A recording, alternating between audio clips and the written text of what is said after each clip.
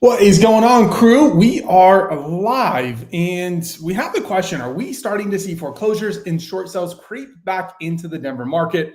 Well, guys, in today's video, we're going to break down all the numbers and I'm going to tell you what they say, what I'm seeing on the ground, and most importantly, what options you have if you're facing this situation. And I think that's kind of the inspiration of doing this video because I just helped one of my clients complete successfully a short sale in the last month. But guys, before we get into that, I just want to give you a sneak peek. Next week's live is going to be all about the Denver real estate market and selling a home in what feels like a crashing market, how to come out on top, and strategies that no one is talking about. So if there's any interest there, if you're thinking of selling your home, if you're selling your home, or if you tried to sell your home and didn't do it successfully and are just feeling stuck, frustrated, maybe scared, maybe nervous, there's a lot of unknowns in today's market. And we want to make sure you guys are empowered with knowing what's going on and what to actually do about it as a seller. And so be sure to subscribe to the channel down below and hit the notification bell so that we can get you guys that information next week when we do the live. Now I'm going to share my screen here. We're going to go through some numbers, and guys, this will shock you. It's shocked me. It's very surprising to see the data and what it's actually saying relative to the boots on the ground and what I'm seeing in the real estate market. There's two different things. And so be sure to follow along here because it's information that is absolutely impacting the market, but not in the way you thought. And for those of you who are kind of facing the potential of a short seller foreclosure, stay to the end because we have some resources for you. I'm going to break them down and also give you guys some options, ideas, thoughts, and really want to just set you up for success. So let's do this thing. I'm going to share my window here. And boom. Okay. All right, let me bring this to the stage and here we go. And guys, this is a live video. So if you guys have questions, please throw them in the chat, whether you're joining live or not. We've got you covered. I'll jump back into the video afterwards and make sure you guys have all your questions answered. And so first up is why I talk about short sales and foreclosures. Most reports claim foreclosures and short sales are almost non-existent in today's market. Shocking to me, especially with the landscape. And if you guys haven't been on the channel before, you absolutely need to subscribe because we've talked about how this market feels like it's crashing. And you would think that foreclosures and short sales are on the rise, but the data says no. However, I've got something to say about that. I'm starting to notice a concerning pattern emerging locally that contradicts these reports. For homeowners experiencing financial stress, understanding all options before it's too late can be the difference between losing your home and keeping your home and finding a viable solution. Foreclosures in Colorado in July 2025. 1 in 4 4,500 housing units currently foreclosed. Our current foreclosure rate in Colorado, 516 total filings, statewide foreclosures filings this month. But here's the thing, guys, when you see 561 filings, most of these actually don't see the end of day in regard to actually going through the foreclosure. And in fact, a surprising number of these don't actually go to foreclosure. So even though you've got 561 filings here, it's not that 516 houses are going to actually foreclose. And it says approximately 0 short sales. And this is in deep research. I have the source articles if you guys want to see those. But the reality is, I don't think that any data source I found yet has accurate numbers on short sales. And so I'm going to get into what I'm seeing here shortly. But let's keep rocking on this presentation here. And then I'll give you my take towards the end. These numbers are significantly lower than what we experienced during 2008 and 2010 housing crisis. So while the market feels like it's crashing, guys, it pales in comparison to the housing crisis of 2008.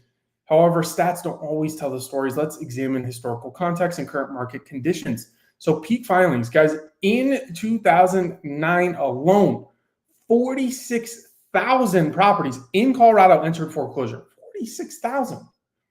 Over 25 homes went to auction in 2007, and the short sale era was 2008 to 2012. We're nowhere near those crisis levels, but the trend of increased filing since 2022 shows that this is something we need to monitor carefully. Now, with this, I just want to make sure you guys understand a short sale is before foreclosure, you are selling your home short of what you owe. And so if you owe $500,000 and you can only sell it for $450,000, you're short $50,000. Most of the time, a short sell is going to put you in a better situation than a foreclosure. And so that's where the difference in short sell and foreclosure is.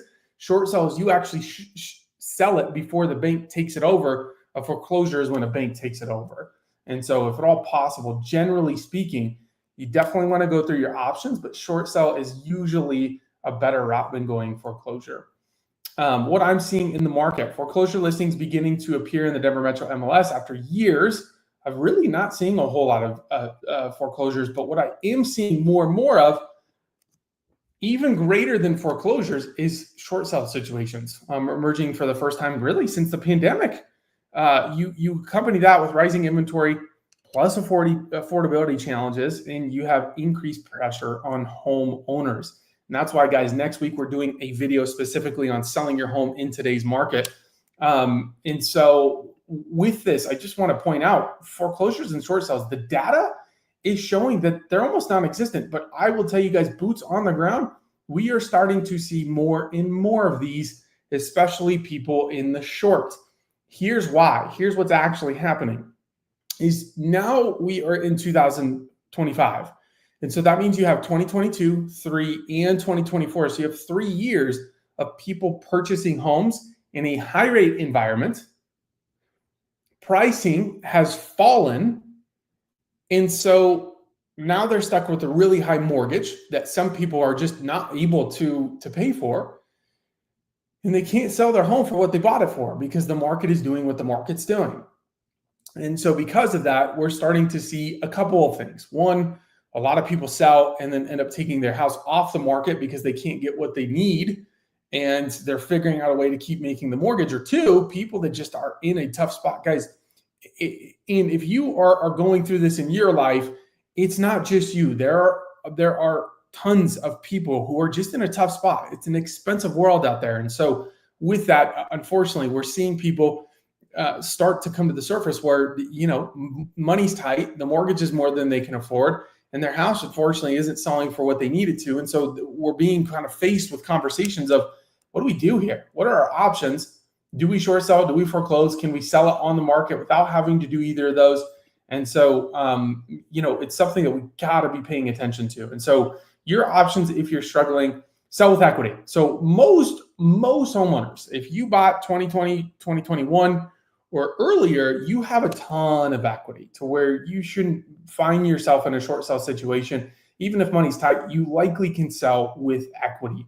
Second up, what conversations we're having with our people is, hey, you request a loan modification. And there are times where your mortgage, your bank, your lender will work with you to modify your loan and help you out with achieving a lower payment that is going to enable you to keep the house.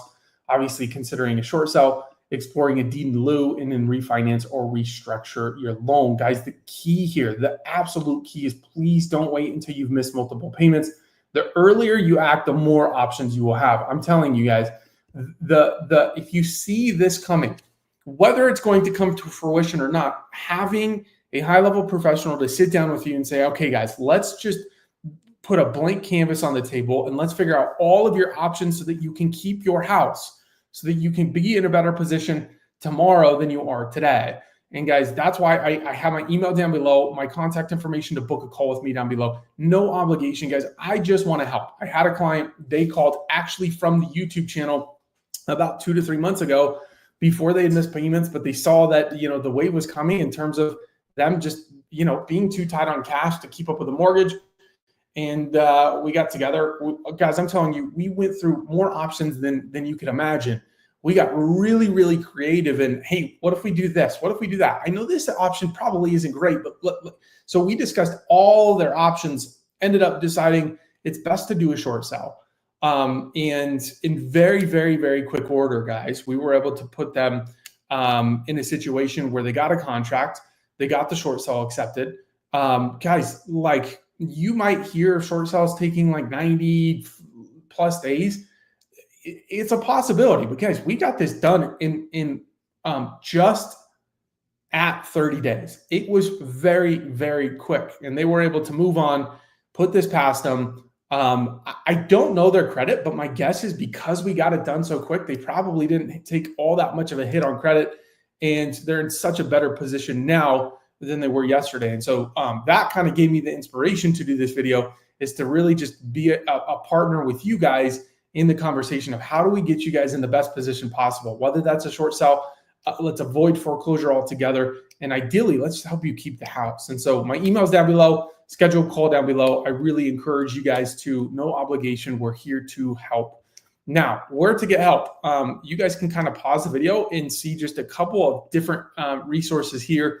I think ultimately sitting down and having the conversation, like I mentioned, is going to be the best option. But here are actual resources you guys can plug into in order to kind of help you guys in a situation where you need to kind of get creative to keep the house. You're not alone, guys. Foreclosures don't happen overnight. There's time to act and explore options. The reality is, guys, people are experiencing the same thing you are experiencing. And so, I know it's kind of tough to, have the conversations of foreclosure and short sell, and like no one wants to be in that situation. But the reality is it's expensive nowadays. And if you're in a high rate and your mortgage is more than you expect, and there's some changes in incomes and job, it's just the way things sometimes occur. And, it's nothing to do with you. It's everything to do with, man, it's just expensive out there. We're in an inflationary period. We have high rates, and it's one of those, it'd be great if you can refinance into a 2 to 3% mortgage, but it's just not the way things are right now. And so with all that, guys, we just want to make sure you stay informed and you stay ahead. Denver's real estate market remains fundamentally strong despite emerging challenges. Overall, I would say we're more so in what sometimes feels like a crash for sellers. And so with that, it's more important than ever that, guys, foreclosures and short sales aren't a wave yet, but ripples are becoming visible. And I want to make sure you guys have that information at your fingertips, whether you're facing short sale or foreclosures, to stay in tune with the market and understand what's going on. And of course, there's just like encouragement to be proactive with your guys' approach and consult with your team so that you guys can be put in the best position possible. So again, if any of you are in need of some help, some consultation, some options, somebody that can come alongside you and have these conversations, reach out down below. Now in this segment, if anyone's still following, we're going to go into the Denver real estate market and show you guys just a little bit about what's going on in today's market. And, I've said it on this channel before, if you're not subscribed, I highly encourage it. But, the reality is, from my perspective, the market's not crashing, okay? But it sure feels like it does. And if we see foreclosure and short sales really start to ramp up, which we could, I don't know if we will. Again, a lot of homeowners, despite those who have bought in 2022 to 2025, those are generally the people who are most at risk for a short seller foreclosure.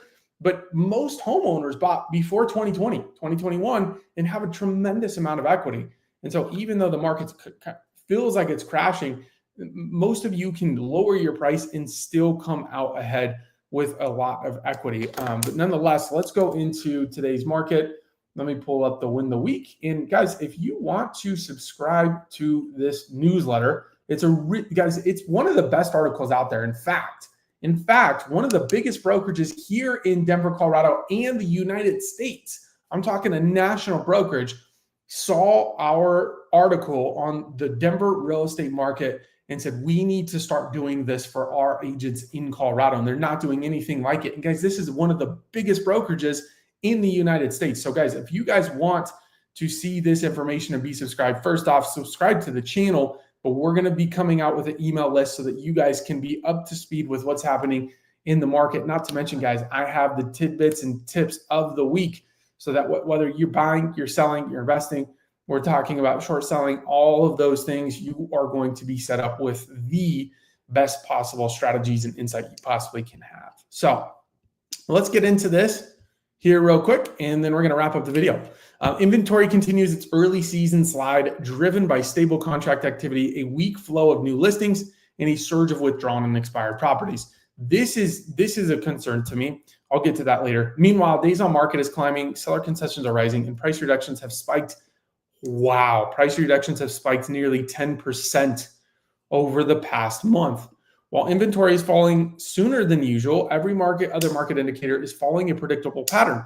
Prices will keep softening through the year end. Buyers will continue to pressing harder with negotiations, and sellers who want results will need to adjust faster with sharper pricing reductions. And I better share the article with you guys instead of keeping you on this game of presentation. Give me one sec. Here we go. Boom.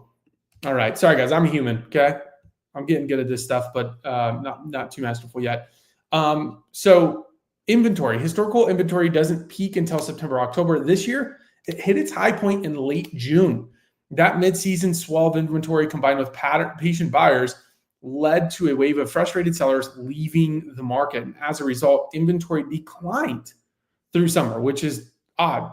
Last week, active listings ended at 12,555 homes, only about 1,300 more than the same time last year. And all signs are inventory is likely to continue its trajectory downward. Guys, here's the reality. The reason inventory is declining is not because there's a lack of sellers. It's because those people can't sell their house for what they need. And so when I said I had a concern here with the withdrawn and expired properties, because these people still want to sell. They're just not able to in today's market. And so, there's some implications to that going into next spring. Are we going to have more inventory than we ever have in a spring market? What does that mean for the market? Are prices going to go up? Are they going to go down? To be determined, but that's why we do these weekly updates every week. So we make sure that we have the latest and greatest information. Last week was a holiday week, so we'll see whether September delivers the typical seasonal rebound. Guys, generally in September, you see a little bit of a rebound in the market. You've got kids back to school. People are done with the holiday of Labor Day, and they're wanting to get that one last rush, meaning get into their new home before October, November, December. But so far, new listings remain exceptionally weak. Only 863 homes came to the market last week. I expect that to increase a little bit. Just being boots on the ground, knowing I have sellers coming to the market, knowing I have agents and colleagues that have listings coming to the market, I think we'll see a little bit of a rebound there. Damn, I feel like I'm running fast here. I had to take a breath. Layer on top of that surge in expired and withdrawal listings, and the inventory slide looks likely to continue through year end. In the past 2 weeks alone, 1,700 homes were either withdrawn or expired, and just 147 returning to the market. Whoa. It's a net loss of 1,600 homes, roughly 13% of total inventory. Guys, I had a listing, 2 listings take their home off the market. One said, yeah, we're just going to rent it. We're going to fix some things up and rent it. The other said the exact same thing. And we were in conversation of an offer, but they had a family member and they're like, look, we hate to waste your time. We're so sorry, but we have a family member. They want to rent our property. And, we just feel like it's the right thing to do, which no harm, no foul. Obviously clients come first and, sometimes things change. And so I welcome them to do that and it's all good. But guys, I was one of the two of these homes that were active as a listing and took their house off the market. Price reductions and offers below asking. This is what you guys have been waiting for. The seasonal trend continues. Over 55% of sellers have now experienced at least one price reduction. And this doesn't count the sellers who have taken their home off the market. With inventory declining early season, this curve may flatten a bit, but any seller on the market longer than 60 days need to face the reality we are in a negative price curve market and they are overpriced. And buyers know it. Almost 75% of properties are now selling for an average of 6% off the asking price. Plus, buyers are also receiving an average of $8,147 in concession. Guys, let me just do the math for you, okay? So if we've got a $700,000 house, okay, times 6%, you ready? That's $42,000 plus your $8,000 in concession. You're at a $50,000 decrease in what you thought the house would sell for. On average, that's what's happening in the Denver market. Sellers who got great advice and listened before putting their home on the market understand these conditions and are adapting. August saw the lowest percentage of homes selling for over the asking price since 2011. Bottom line, guys, sellers who ignore the market's message are chasing a mirage. Price reductions aren't a sign of weakness. They're strategy in a market where buyers hold at least some leverage. Those who adapt quickly still have a chance to compete. Those who don't are simply waiting to be left behind. Meaning, guys, like you either face the reality of the fact that the market is the way it is and price according to that, or don't and sit on the market. Don't sell your house, get frustrated. Like it just is the way it is. And I say that more objectively than subjectively of like, that's what they're saying in this is that if you guys just, if you want to push price, this is not the market to do it. Today's market, it's time for buyers. This is the window for buyers to pounce. Interest rates are sitting at the lowest point of the year and likely headed lower. Sellers are at peak frustration and inventory is still offering plenty of options. Buyers who know they want to purchase should get financing locked in now and move decisively. If rates continue to drift down over the next 12 months, buyer demand and competition will surge. That means sellers will see appreciation next spring, and buyers who hesitate this fall will have missed the best opportunity of the cycle. Here's the reality. Buyers, it is an incredible time to buy. Is it an affordable time to buy?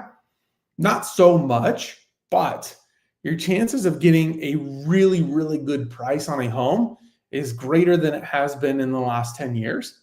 If rates come down, the great part about that is not only did you get the house at a lower price, but then you're going to be able to refinance. Now, don't buy banking on a refinance, okay? We could see rates stay the same for who knows how long.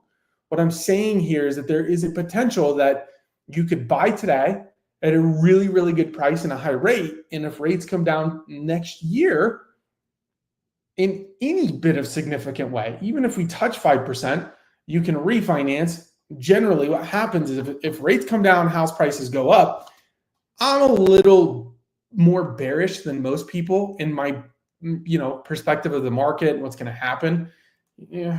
I'd love to see rates come down by a significant amount. If we could see anywhere between like 5 to 5.5, amazing. This market would be so much greater. Would it just completely erupt and there'd be a rocket ship? No, we're done with that market. I don't know if we'll ever see it again, but probably not anytime soon. The market of 2020, when prices went out of this world because rates were so low, 5.5 to 5%.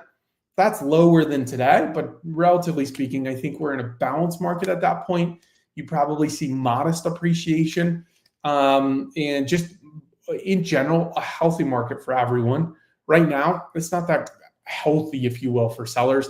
And you guys are probably feeling it. And that's why we're doing a seller video next week. Is everything you guys want to know as a seller, whether you're selling now, are planning to sell, or have tried to sell. Next week, we are going to talk about what selling a home in today's market feels like, how to come up on top, and strategies that no one is talking about. So be sure to gotta love live video. I can't edit my bloopers out. So you just gotta own them. Be sure to subscribe to the channel, guys, for the purpose of next week's video, sure, but also, man, you guys don't know how much support and growth we have by you guys just subscribing. It tells YouTube, oh, what content is going on here is really good and we need to push this out to more people. So please do me a favor. If you enjoy the content, throw a like, give us a subscribe, and we'll catch you on next week's live. We do this every single week, generally on Wednesday, but life, business, I've got listings coming up. We had to do it on Friday this week. So any comments, drop them down below. Thank you guys for joining, and we'll catch you on next week's live.